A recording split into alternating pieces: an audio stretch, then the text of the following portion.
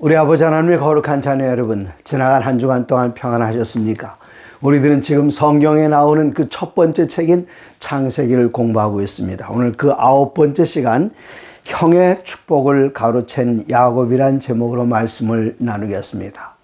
40살 비교적 늦은 나이에 결혼한 이삭이 리브가를 맞이해서 아름다운 그리고 행복한 나날을 보내고 있었습니다. 그러나 1년이 지나도 10년이 지나도 거의 20년이 되어도 아이가 생기지 않습니다. 때때로 하나님께서는 기도로 간절한 마음으로 하나님께 자녀를 구하여 그 응답으로 자녀를 주기 원하시기 때문에 어떤 가정에는 자녀를 늦게 주는 때가 있습니다. 저희도 결혼하고 금방 아이가 생기질 않았습니다. 그러므로 그 기간 동안은 하나님 앞에 더 겸손히 우리 자신을 내어놓고 주님 뜻대로 살기로 결심하면서 기도하는 기간을 보내야만 했습니다. 그때에 하나님께서 저희 가정에 귀한 아들을 허락하셨던 것처럼 이제 이삭과 리브가도 결혼한 지 여러 해가 지나가도 아이가 생기지 않았기 때문에 하나님께 간절히 간구할 때에 하나님께서는 마침내 리브가에게 아기를 갖게 하셨는데, 창세기 25장 21절입니다. 이삭이 그의 아내가 임신하지 못하므로 그를 위하여 여호와께 간구하매 여호와께서 그의 간구를 들으셨으므로 그의 아내 리브가가 임신하였더니, 특별히 이삭이 간구했던 그 기도는 저의 기도와는 전혀 다른 기도입니다. 저는 다만 믿음의 가정의 대를 잇기 위해서 자녀를 간구했지만, 이삭은 특별히 하나님께서 아브라함을 통해서 하신 약속이 이삭을 통해서 이루어져야 되는데, 그 이삭을 통해서 이루어질 약속은 온 세상에 축복이 되는 메시아가 이 세상에 오셔야 하는데, 그 집안의 자녀를 통해서 오셔야 하는데 아직 아이가 생기지 않아서 하나님 약속을 이루어 주시옵소서. 그렇게 기도드릴 때에 마침내 리브가가 아이를 갖게 되었습니다. 그런데 지나다 보니까 다른 사람들보다 유난히 더 배가 불러요. 그리고 배가 꿈틀거리는데 뭔가 좀 수상했습니다. 22절, 그 아들들이 그의 태 속에서 서로 싸우는지라. 뭐 이렇게 다투고 싸우진 않았겠죠. 아마 둘이 뱃속에 잘 놀고 있었습니다. 이럴 경우에는 내가 어찌할꼬 하고 하나님께 여쭤봤습니다. 하나님께서 말씀하시기를 두 국민이 내 태중에 있구나. 두 민족이 내 복중에서 나누이리라. 이 족속이 저 족속보다 강하겠고 큰 자가 어린 자를 섬기리라. 이것은 하나님께서 두 번째 아이가 더 탁월하고 첫 번째 아이가 좀 덜 탁월할 것을 미리 정해놓으신 것이 아닙니다. 하나님께서는 먼저 큰애 낳게 하셨고 둘째 아이가 태어나게 하셨지만, 앞으로 이 세상에서 이 두 아이들이 자라나면서 어떻게 변하게 될 것인가, 그것을 미리 보시고 하나님께서는 예지하신 것이지, 여기 동생이 형보다 위에 있고 형이 동생을 섬길 것이라 이렇게 하라고 하나님께서 예정하신 것이 아니라, 이 두 사람이 그들에게 주어진 환경과 교육을 따라서 성장하면서 그들 마음 가운데 어떻게 행동을 하면서 살아가는가, 그 결과 그들에게 변화가 일어나는 것이지, 하나님께서 여기 두 번째 태어난 야곱을 그의 형으로 세우셨던 것은 결코 아니었습니다. 하나님께서 미리 보신 것, 그것을 예지라고 하신 것이지 하나님께 예정하신 것은 아니었습니다. 이제 이 아이가 태어났을 때에 이삭은 60세가 되었습니다.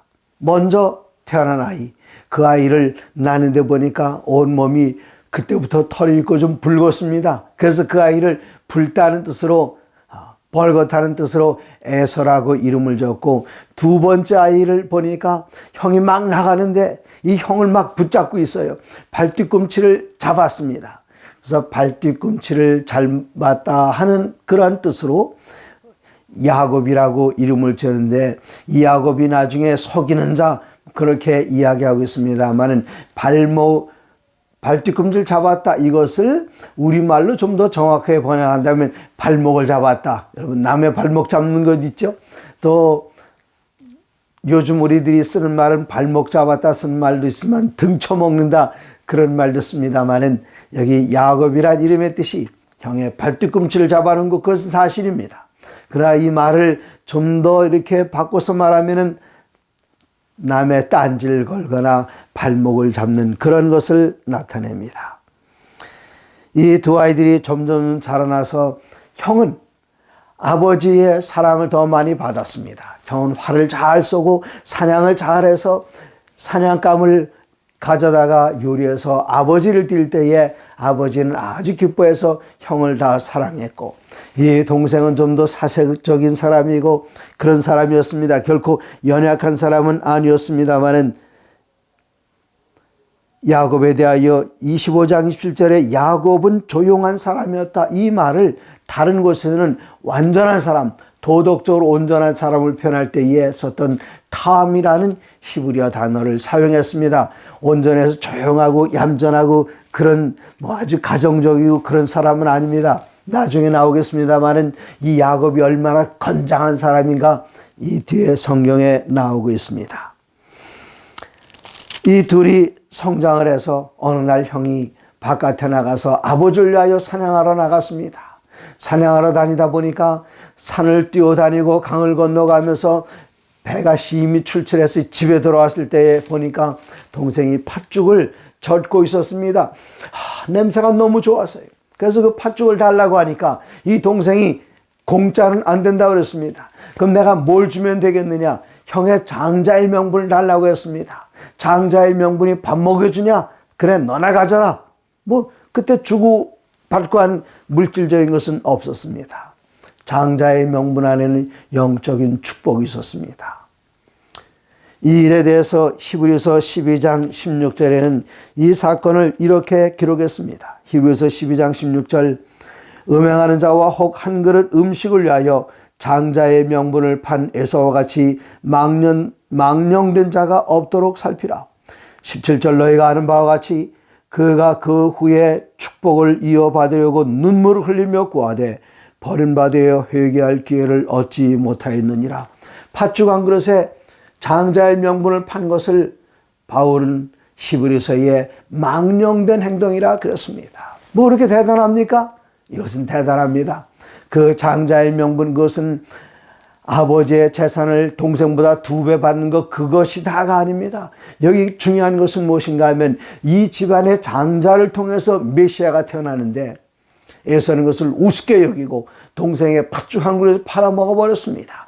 이것은 마치 무엇과 같은가 하면 훗날 예수님의 제자들 가운데 가룟에다가 예수님을 은전 30냥에 팔아버린 것과 똑같은 행동이었습니다.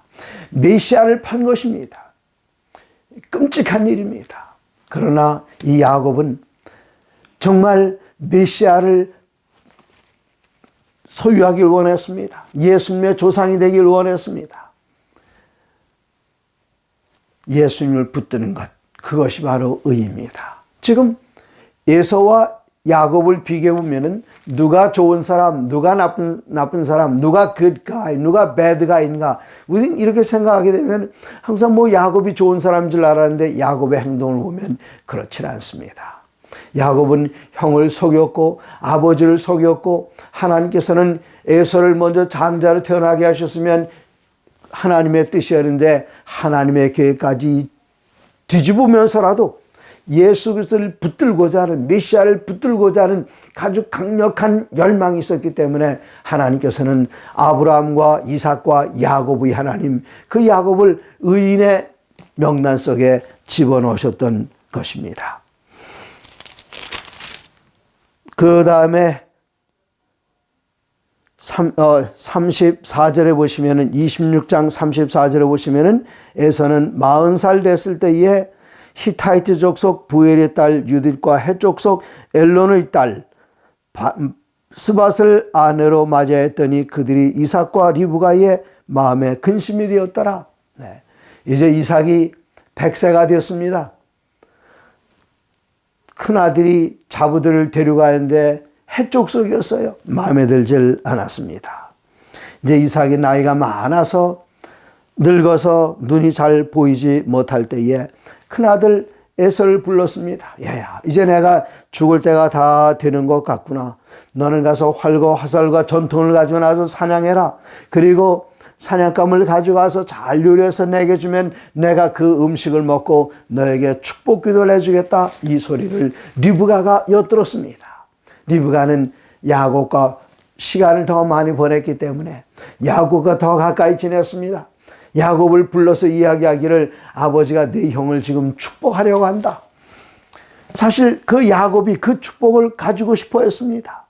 그러나 어머니도 동생의 편을 들어줬어요. 그리고 이야기합니다. 가서 양 한 마리 골라오거라. 내가 너를 위해서 이 양을 잘 요리해서 내게 줄 테니 너는 이것을 가지고 아버지에게 가서 축복을 구하라. 그렇게 얘기했습니다. 이때 야곱은 머뭇겼습니다마는 어머니가 계속 부추겼습니다. 제가 이 형은 털이 많은 사람이고 아버지가 눈이 어둡다 할지라도 내 목소리를 들으면 그럴 때에 걱정하지 마라. 또 이 어머니는 그 양 잡은 가죽을 갖다 줘서 팔을 감싸게 했습니다. 아버지, 제가 와서 축복을 구하려고 합니다. 이게 누구냐? 제가 맏아들 에서입니다. 목소리를 들어보니까 야곱이로구나. 아닙니다. 그래, 정말이냐? 한번 만져보자. 팔을 내밀어라. 팔을 내밀어 보니까 이 털이 가득했어요. 아버지는 그 음식을 잡수시고 아들에게 복을 주었습니다. 그가 복을 주어서 기도드릴 때에 내 아들의 향취는 여호와께서 주신 밭의 향취로다. 하나님은 하늘의 이슬과 땅의 기름짐이며 풍성한 음식과 포도주를 내게 주시길 원하노라. 27장 29절. 만민이 너를 섬기고 열국이 내게 굴복하리니 내가 형제들의 주가 되고 내 어머니 아들들이 내게 굴복하며 너를 저주하는 자는 저주를 받고 너를 축복하는 자는 복을 받기를 원하노라. 기도가 끝나자마자 야곱은 나왔습니다. 그때 에서가 뛰어들어왔어요. 음식을 준비했습니다. 아버지에게 가져가서 아버지 잡수시고 축복해 주시옵소서. 내가 누구냐? 에서입니다. 조금 전에 다녀가지 않았느냐? 하차, 이번에 내가 또 속는구나. 이 동생에게 속았구나. 그땐 분내면서 아버지에게 축복해달라고 이야기를 했지만 비록 잘못된 축복이었을지라도 큰아들과 작은아들을 바꿔서 했을지라도 한번 나간 그 축복을 거둬들여서 다른 사람에게 줄 수가 없습니다. 그러므로 여러분, 메시아를 붙드는 그 일, 우리가 한번 붙든 메시아는 절대로 놓지 마시고 다른 사람에게 뺏겨서는 안 됩니다. 천국은 누구의 것인가 하면은 도덕적인 사람, 의로운 사람, 이런 사람들, 착한 사람, 선한 사람, 그런 것이 아니라 천국은 신뢰하여 쟁취하는 자의 것입니다. 그러므로 모든 건 다 양보한다 할지라도 그리스도를 양보하면 안 됩니다. 천국을 양보하면 안 됩니다. 이 에서는 얼떨결에 천국을, 메시아를 양보했다가 그는 망령된 사람으로 찍히고 말았습니다. 41절. 그의 아버지가 야곱에게 축복한 그 축복으로 말미암아 에서가 야곱을 미워하여 심중에 이르기를 아버지를 곡할 때가 가까웠은즉 내가 내 아우 야곱을 죽이리라 하였더니, 이제 리브가가 그 얘기를 듣고 동생에 가서 이야기합니다. 너 빨리 도망가라. 어디로 가야 되나요? 내 외삼촌의 집으로 가라. 하란으로 가서 외삼촌 내 집에 있다가 얼마 있다가 형의 노가 부르면 너를 다시 부르겠다. 그렇게 했습니다. 이제 그 이야기를 이삭이 나중에 듣고 야곱을 불러서 야곱을 위하여 기도드립니다. 28장 1절.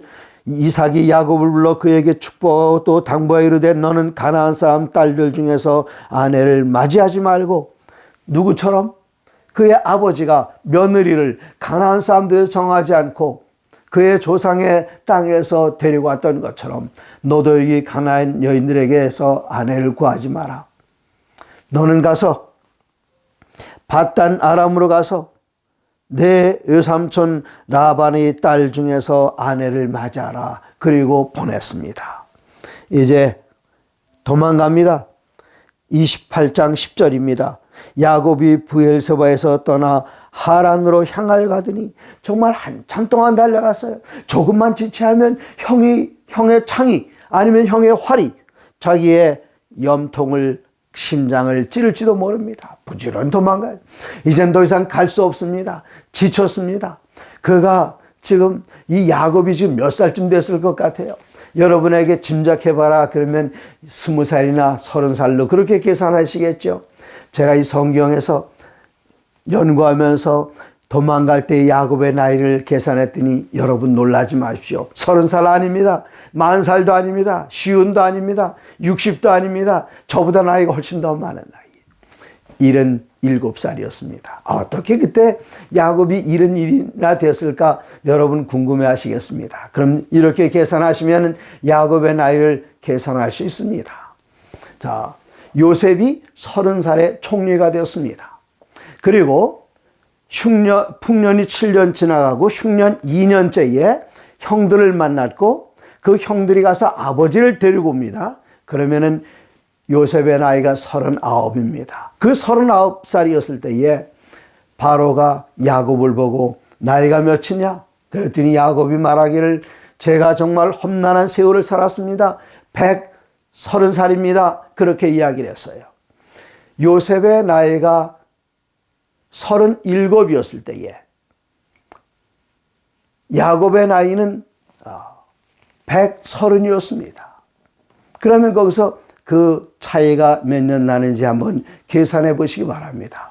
130에서 39, 37이 아니라 그때 39살이었습니다. 7년 풍년 지나가고 2년째 흉년이 들었으니까 39살. 야곱은 130살이었고 요셉은 39살이었습니다. 그럼 몇 살 차이가 나죠? 91살 차이가 납니다. 91살 때에 야곱이 요셉을 낳습니다. 그 요셉을 낳은 그때가 언제였는가 하면은 라반의 집에서 두 번 7년씩을 섬긴 그 다음에 14년이 지난 다음이었습니다. 그러므로 91에서 14년을 빼면 77살이 되는 것입니다. 77살 된 건장한 청년이 아니라 그때도 노년이었습니다. 이 노인이 도망가다 더 이상 지치고 힘들고 해는 넘어가고 배는 고프고 목은 마라서 거기에 엎드러져서 잠을 자려고 할 때에 그냥 쉽게 잠이 오질 않아요. 잠을 잔 데는 꼭 필요한 도구가 있습니다. 이불이 있어야 될까요? 아니요. 더운 날은 이불이 없어도 좋습니다. 침대가 있어야 될까요? 우리나라는 침대 생활하지 않았습니다. 그러나 동서고금을 막론하고 어느 문화에서나 잠을 잘 때 우리를 편하게 하는 것은 베개입니다. 근데 그 들판에 베개가 없어요. 이렇게 캄캄한 곳에서 더듬어 보니까 베개 정도 크기의 돌 하나가 있어 것을 여기다 받치고 잠을 자는데 왜 사람은 베개를 베고 잠을 자야 할까요? 왜 그런가 하면 우리 인체 가운데서 비례로 볼 때에 모든 동물들 중에서 뇌의 무게가 몸의 비례에서 가장 무거운 동물은 인간입니다. 왜 그럴까요? 이 안에 미움도 있고 과거에 대한 죄책감도 있을 테이고 회개의 마음도 있을 것이고 장래에 대한 계획도 있을 모든 오만 가지 잡등 이 안에 다 들어있기 때문에 이것을 밤에 받쳐주지 않으면 잠을 잘 수가 없습니다. 그래서 어느 나라든지 사람들은 다 베개를 베고 잠을 잡니다. 근데 이 베개는 무엇일까요? 이 베개는 베드로전서 2장 4절에서 산 돌이신 그리스도 예수님을 상징합니다. 예수님께서는 마태복음 11장 18절에 수고하고 무거운 짐진 자들아 다 내게로 오라 내가 너희를 쉬게 하리라. 지금 이 야곱의 머릿속엔 모든 것들이 정말 걱정거리도 많이 있지만 그 가운데 죄책감까지 아버지를 속이고 형의 것을 빼앗고 하나님의 계획을 바꿔가지고 형의 장자의 명분을 뺏어든 그 죄책감까지 너무나도 무거웠어요. 이럴 때 그에게 필요한 것은 돌베개였습니다. 그가 돌베개를 베고 잠잘 때에 그는 기다란 사닥다리를 봤는데 그 사닥다리 한쪽 끝은 하늘에 닿았고 다른 한쪽 끝은 땅에 닿았습니다. 이 사닥다리는 무엇을 표상할까요? 요한복음 1장 51절에 귀중한 말씀이 있습니다. 요한복음 1장 51절입니다. 또 이르시되 진실로 진실로 너희에게 이르노니 하늘이 열리고 하나님의 사자들이 인자 위에 오르락 내리락 하는 것을 보리라 하시니라. 이 사닥다리는 바로 예수님을 표상합니다. 예수님께서는 당신의 신성으로 하나님의 손을 붙드시고 당신의 인성으로 인간을 붙드시고 예수님께서는 사닥다리가 되셨습니다. 사닥다리는 뭐 할 때 쓰는 거지요? 우리가 닿을 수 없는 곳에 올라갈 때나 손을 뻗칠 때 사닥다리를 사용하는데, 이 야곱은 하늘과는 거리가 너무나도 먼 사람이었습니다. 그에겐 사닥다리가 필요했습니다. 사닥다리 되시는 예수님이 그에게 필요했습니다. 그가 그 사닥다리를 통해서 하늘을 보았을 때에 그 꼭대기에는 하나님께서 계셨는데 28장 13절 또 본즉 여호와께서 그 위에 서서 이르시되, 또 본즉 무엇을 보았는가 하면 하나님을 보았습니다. 자, 히브리어로 남자를, 사람을 이시라고 말합니다. 본다 하는 그 단어가 라입니다. 하나님은 엘이라고 합니다. 이것을 하나님을 보는 남자, 한 남자가 하나님을 본다, 이것을 문장으로 구성해 본다면 주어 남자 이시, 동사 라 본다, 그리고 하나님 엘 다 합치면은 하나님을 보는 남자면 이시 라엘 이스라엘이 됩니다. 하나님께서 그에게 복을 주셨습니다. 그 이튿날 아침에 그가 깨어나서 보니까 와, 이건 보통 장소가 아닙니다. 그가 꿈속에 하나님의 모습을 봤고 하늘에 이르는 사닥다리를 보았습니다. 그의 마음 가운데 깊은 감동을 받고 16절 야곱이 잠이 깨어 이르되 여호와께서 과연 여기 계시거늘 내가 알지 못하였도다. 이에 두려워 이르되 두렵도다. 이곳이요 이것은 다름 아닌 하나님의 집이요 하늘의 문이로다. 깊은 감동을 받았습니다. 그리고 그 돌을 세워서 기름을 붓고 이곳을 베델이라고 말한 다음에 그는 서원합니다. 28장 20절 야곱이 서원하여 이르되 하나님이 나와 함께 하셔서 내가 가는 이 길에서 나를 지키시고 먹을 떡과 입을 옷을 주시며 내가 평안히 아버지 집으로 돌아가게 하시오면 여호와께서 나의 하나님이 되실 것이요 내가 기둥으로 세운 이 돌이 하나님의 집이 될 것이요. 거기가 바로 하나님의 집이 되었습니다. 그렇기 때문에 그는 이야기하기를 17절에는 이에 두려워 이르되 두렵도다. 이곳이요 이것은 다름 아닌 하나님의 집이요 이는 하늘의 문이로다. 내가 걱정거리가 있고 근심이 있을 때에 이러한 모든 것을 돌베개 되시는 예수님께 내 모든 것 다 맡겨놓고 쉬는 그 자리가 바로 하늘 가는 문이라고 창세기 28장 11절에서는 이야기했습니다. 자, 이제 내가 이렇게 축복 가운데 다시 돌아오게 하시오면 22절 내가 기둥으로 세운 이 돌이 하나님의 집이 될 것이요 하나님께서 내게 주신 모든 것에서 10분의 1을 내가 반드시 하나님께 드리겠나이다 하였더라. 11조 누가 드리는가? 우리가 11조를 드리면 하나님께서 우리에게 복을 준다. 정답 아닙니다. 틀렸습니다. X입니다. 그러면 11조는 누가 드리는가? 하나님께서 우리에게 많은 복을 쏟아 부으셨기 때문에 그 복을 세워보는 사람들이 하나님 감사합니다. 하나님께 감사드리는 넘치는 감사와 그 은혜를 주체할 수 없는 그런 태도로 하나님께서 주신 것 가운데 10분의 1을 돌려드리는 것, 모든 것이 하나님께서 왔습니다. 그러나 모든 것이 하나님께로부터 왔지만 그 중에 10분의 1은 내가 주장할 수 있는 것이 아니라 하나님께 다시 돌려드리는 것, 그것이 바로 10분의 1 11조입니다. 누가 11조를 드리는가? 하나님께로부터 많은 복을 받았다는 사실을 아는 사람, 경험한 그 사람이 하나님 앞에 11조를 구별하여 드립니다. 29장 1절입니다. 이제 야곱이 그 외삼촌의 집에 거의 다 갔습니다. 거기 가보니까 커다란 우물이 있고 그 우물이 돌로 덮여져 있어요. 목자들이 모여 있습니다. 지금 해가 높으니까 지금 이 양들에게 물을 먹여야 되지 않느냐? 그랬더니 아니라 여기 다른 목자들이 더 와야 되는데 그 목자들이 와서 이 무거운 돌을 굴려낼 수 있을 것이다. 그때 양에게 물을 먹을 수 있다. 야곱은 물어봤습니다.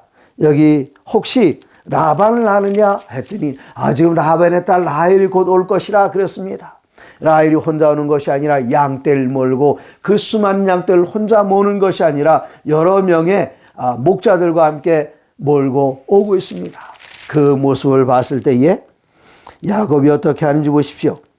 10절입니다. 야곱이 그의 외삼촌 라반의 딸 라헬과 그의 외삼촌의 양을 보고 나아가 우물 아귀에서 돌을 옮기고, 여러 명의 목자들이 거기 있었지만 그들은 이 돌을 옮길 만한 힘이 없었어요. 목자들이 더 와야 된다 그랬습니다. 그런데 그 야곱은 혼자서 그 우물을 덮은 거대한 돌을 혼자 옮길 만큼 이 야곱이 그렇게 어머니 밑에서 그냥 부지깽이 들고 불이나 떼고 이렇게 솥뚜껑이나 그런 사람이 아니었습니다. 그는 건장한 남자였습니다. 커다란 돌을 혼자 움직일 만큼 정말 대단한 힘센 사람이었습니다. 그러므로 그리스도인들이시여, 이렇게 좋은 건강, 좋은 신체를 갖는 것, 이것은 하나님께 영광이 됩니다. 마침내 만났습니다. 라반을 만났을 때 라반이 너무 기뻐했어요. 근데 이 집에 형제들이 있었고 딸이 둘이 있었는데 눈에 먼저 꽂히는 여자는 우물가에서 만났던 라헬이었습니다.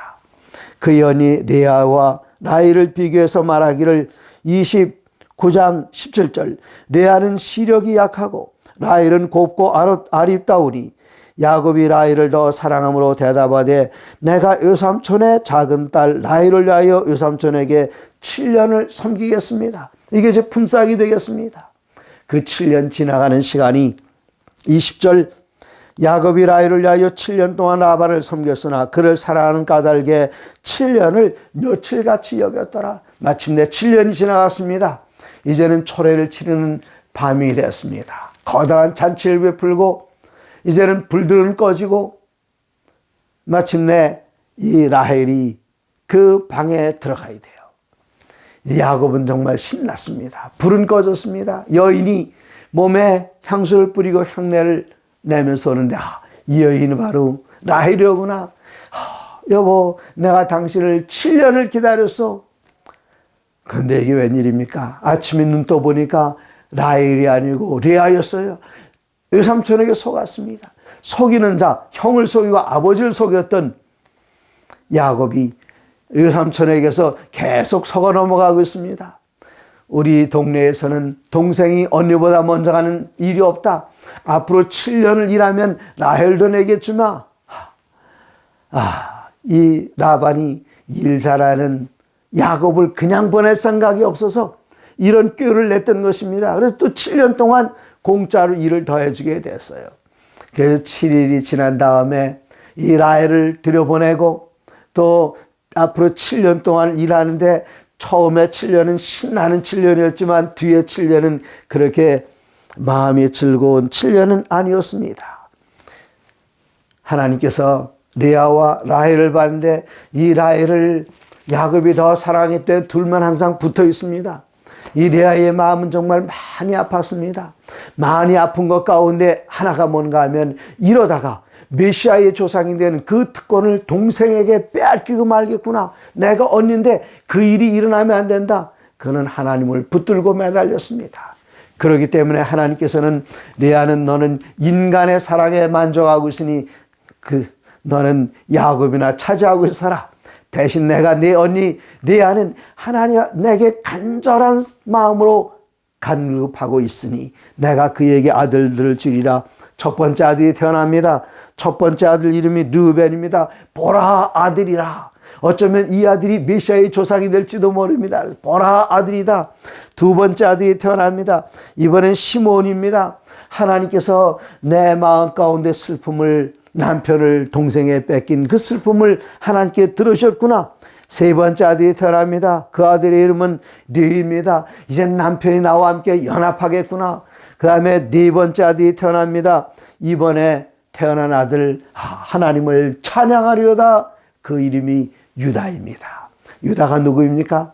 바로 아브라함과 이삭과 야곱과 그리고 유다를 통해서 메시아가 이 세상에 태어나서 레아는 메시아의 조상이 되었습니다.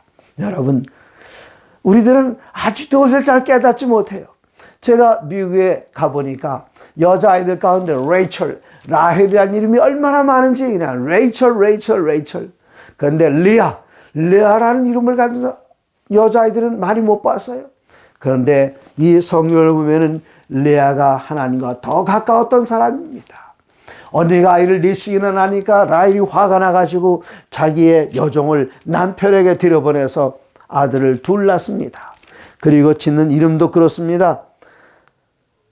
첫 번째 아이는 단이라고 이름을 지었고 두 아이는 납달리라고 이름을 지었는데 그 이름의 뜻은 억울함을 푸셨다. 내가 언니와 경쟁하였다. 그런 뜻입니다. 이것을 보고 레아도 그래서는 안 되는데 자기의 몸종을 남편에게 줬어요. 그래서 거기서 아들들이 둘이 더 태어납니다. 그런데 어느 날 밀을 거두는 때 봄철이 되는데 큰아들 르우벤도 이제 많이 자랐어요. 르우벤이 저 들판을 뛰어다니다가 거기 숲속에서 열매 하나를 따왔습니다. 그 열매를 가리켜 30장 14절에서는 르우벤이 들에서 나가서 합 한 채를 얻어 그의 어머니 레아에게 드렸더니 라헬이 레아에게 이르되 언니 아들의 합 한 채를 내가 청구하노라. 이거 왜 달라고 그랬을까요? 지금 자기 몸종을 줘서 아들 둘 얻었는데 언니도 또 둘을 얻었거든요. 안 되겠다. 여기에 이 합 한 채는 영어로 mandrake라고 하는데 이것을 사람들은 마취제로 사용하기도 하고 특별히 여기에 성경에 나오는 이러한 식물들을 사전을 찾아보니까 합 한 채는 최음제로 사용되었다 그렇게 나옵니다. 아가서에 보면은 누구도 사용했는가 하면 솔로몬도 최음제로 이것을 사용했던 기록이 나옵니다. 합 한 채가 향기를 토하는구나 그랬어요. 여인과의 즐거움을 나누기 위해서 그가 합 한 채를 구해서 먹었던 사실을 아가서에는 읽을 수 있는데 이 라헬은 하나님 앞에 간절한 마음으로 간구하는 대신에 이 합 한 채의 어떤 효력이 있을 줄 알았습니다.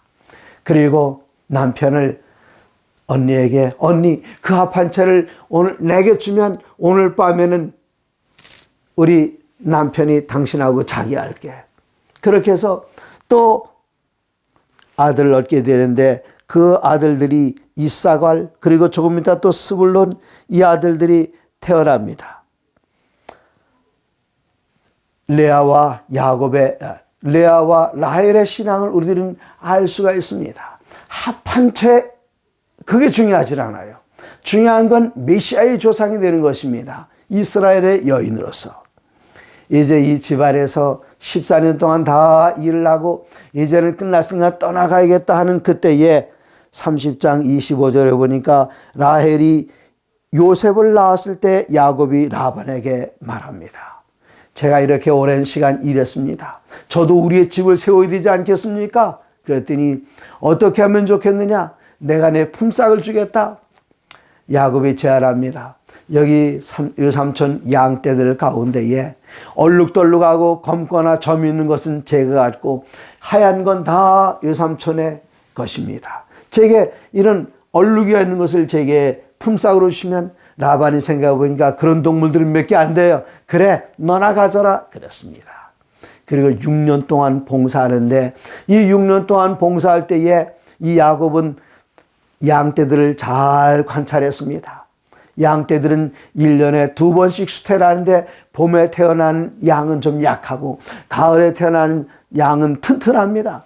가을에 양들이 태어날 때에 신풍나무 가지를 꺾어다가 껍질을 벗겨서 양들이 물을 먹으러 올 때에 가을에 태어난 양이 있으면 그것을 걸어놔서 이 양들이 그 아롱다롱한 모습을 보면서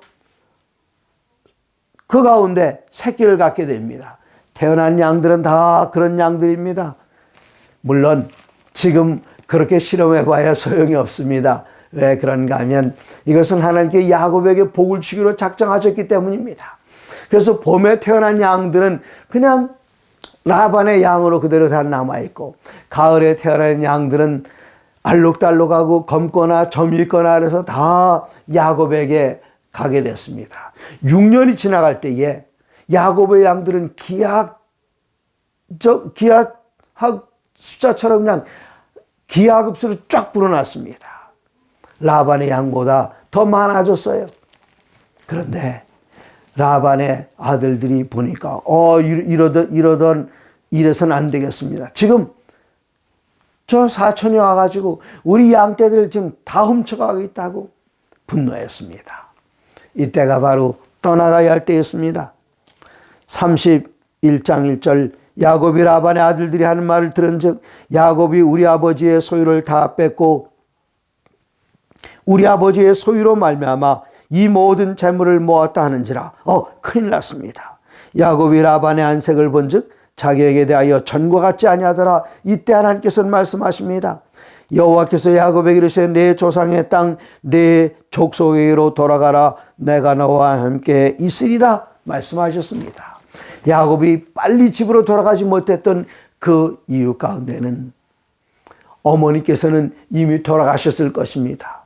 형이 무서웠습니다. 내가 돌아가면 형이 나를 가만두지 않을 텐데 형이 무서워서 차일피일하다가 라헬을 위하여 7년 또 7년 14년을 보내고 품삯을 받기 위해서 6년을 더해서 20년을 있다가 이제 떠나게 될 때에 하나님께서는 이제는 집으로 돌아가라 말씀하십니다. 그리고 여기 더 있으면 안 되겠어요. 라반의 안색이 다르고 거기 사촌 형제들의 그 모습이 이전 같질 않았습니다. 눈을 부릅뜨고 있어요. 이제는 약속의 땅 가나안 땅으로 돌아갈 때가 되었습니다. 이어지는 흥미진진한 이야기는 다음 안식일에 함께 나누겠습니다. 사랑하는 여러분, 어디에서 어떤 모습으로 사시든지 그리스도 예수를 붙드는 것 야곱이 그랬습니다. 그가 형에게 돌아갈 메시아의 조상이 되는 것 그는 쟁취했습니다. 레아가 그랬습니다. 라헬은 야곱의 사랑을 더 많이 받았지만 레아는 하나님의 사랑을 더 많이 갈급했습니다. 그러므로 하나님께서는 레아를 통해서 유다가 태어나게 하시고 그리고 레위가 태어나게 하셔서 제사장 집안이 되게 하시고 왕이 태어나는 집안, 마침내 메시아의 조상이 되는 특권을 얻게 되었습니다. 하나님의 모든 말씀으로 사시기 바랍니다. 그리스도 예수를 오늘 붙드시고 놓지 마시기 바랍니다.